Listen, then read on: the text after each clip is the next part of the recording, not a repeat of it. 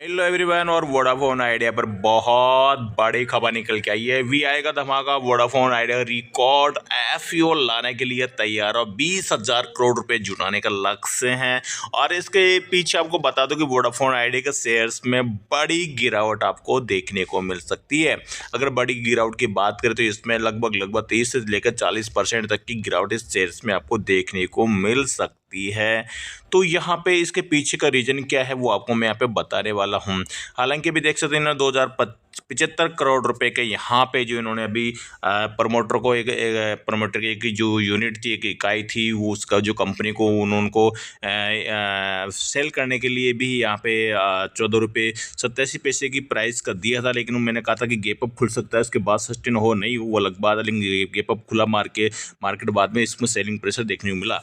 अब ये इसमें सेलिंग प्रेशर क्यों देखने को मिल रहा है कि 20,000 करोड़ रुपए, क्योंकि अपने आंखों के सामने इस एफईओ अपन देख चुके हैं 15,000 करोड़ रुपए का यस बैंक का। अब उसमें क्या हुआ था एफईओ में कि यस बैंक में दोस्तों उस समय यस बैंक चल रहा था 27 रुपये और 28 रुपये के लगभग, और तुरंत ही वहाँ पे घोषणा की कि 15,000 करोड़ रुपए का एफईओ आने वाला है।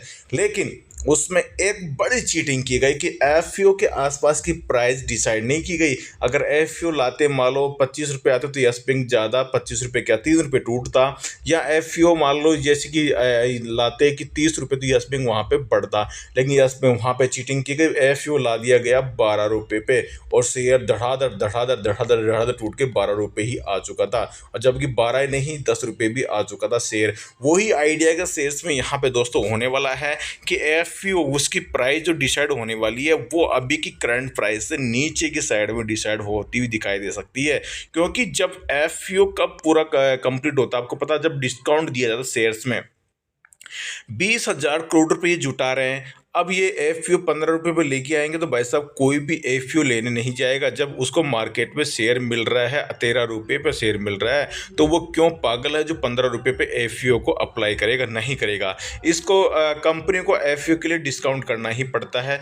अब जैसे कि यस बैंक का एफईओ 15,000 करोड़ का यहाँ पे इन्होंने सब्सक्राइबर करवाया, पूरा कंप्लीट करवाया, तो उन्होंने डिस्काउंट दिया 50% से भी ज़्यादा का। आपने आप यहाँ पे देख सकते हैं कि जब 27 रुपये और 28 रुपये के लगभग शेयर चल रहा था और 12 रुपये दे दिया तो 60% के लगभग यहाँ पे इन्होंने डिस्काउंट दे दिया, यानी कि शेयर टूटकर 12 रुपये आ चुका था। और वो आपको मैं टेक्निकल चार्ट पर भी दिखा सकता हूँ, आप भी टेक्निकल चार्ट देख सकते हैं 2020 के आसपास 20 में कि एफईओ लाया, और जैसे ही एफईओ आया और प्राइस 28 रुपये चल रही थी और एफईओ की घोषणा की 12 रुपये, और 12 रुपये शेयर 12 रुपये ही आ चुका था और एफईओ भी लोगों को मिला।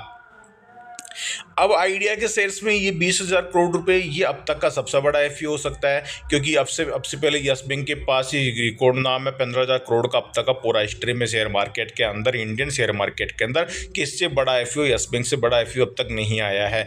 और यस बैंक के बाद एक एफईओ आया था अडानी एंटरप्राइजेज का, जो कि 20,000 करोड़ का था, पूरा कंप्लीटिव हो चुका था।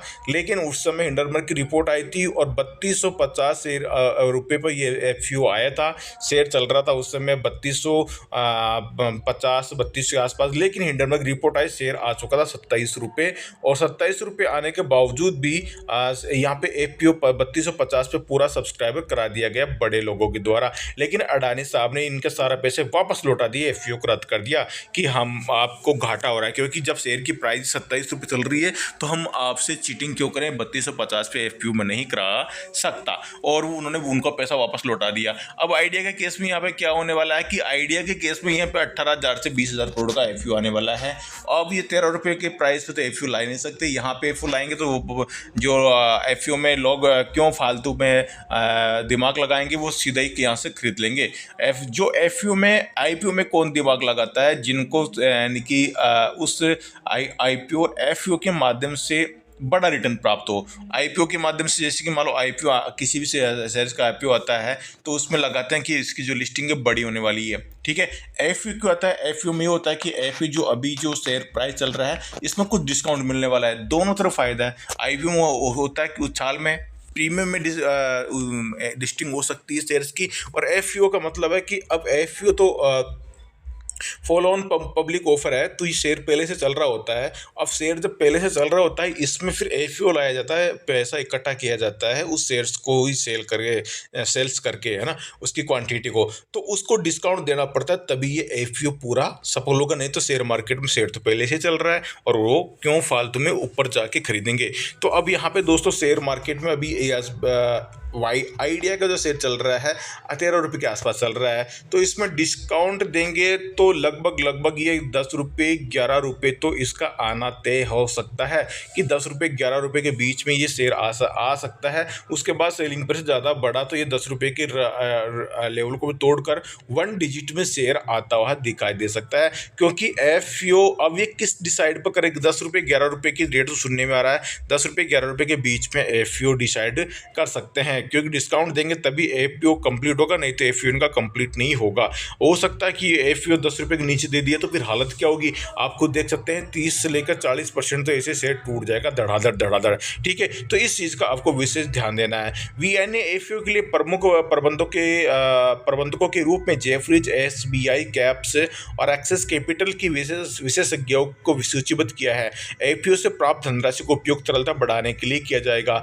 घरेलू और विदेशी दोनों एंकर निवेशकों के भाग लेने की उम्मीद है, जो एफओ के लिए मजबूत शुरुआती समर्थन का संकेत है। और संभावित रिकॉर्ड तोड़ने वाला एफओ यह आगामी एफओ संभावित रूप से भारतीय बाजारों में पिछली सभी पेशकश को पार कर सकता है, जो कि यस बैंक, मैंने आपको बताया ना कि यस बैंक का सबसे रिकॉर्ड आपके पास अब तक सबसे बड़ा है और यस बैंक के पास है, जो कि 15,000 करोड़ का एफओ। उसके बाद मैंने बताया ना अडानी एंटरप्राइजेज का 20,000 करोड़ का एफओ आया भी था, शुरू भी हुआ था, लेकिन उसको देखो वापस ले लिया गया। और इसके बाद में अब जो एफओ का खिताब वो यस बैंक के पास ही रह चुका है। लेकिन वीआई का शेयर्स यहाँ पे एफओ का खिताब जीत सकता है, क्योंकि एफओ 20,000 करोड़ का है या 15,000 करोड़ के ऊपर का एफओ ला सकता है, तो ये इसके खिताब इसके नाम हो सकता है। लेकिन अगर इसके कारोबार की बात करें तो 12 रुपये के लगभग 13 रुपये के नीचे इसने क्लोजिंग दी है, 12 रुपये 90 पैसे के आसपास हुए हैं, जो पिछले अगर एक साल में बात करें तो अभी भी ये 100% ज़्यादा का रिटर्न अभी दे रहा है। लेकिन आदित्य बिरला जो समूह के जो पूंजी लगाएगा, 5 अप्रैल वीआई की बोर्ड ने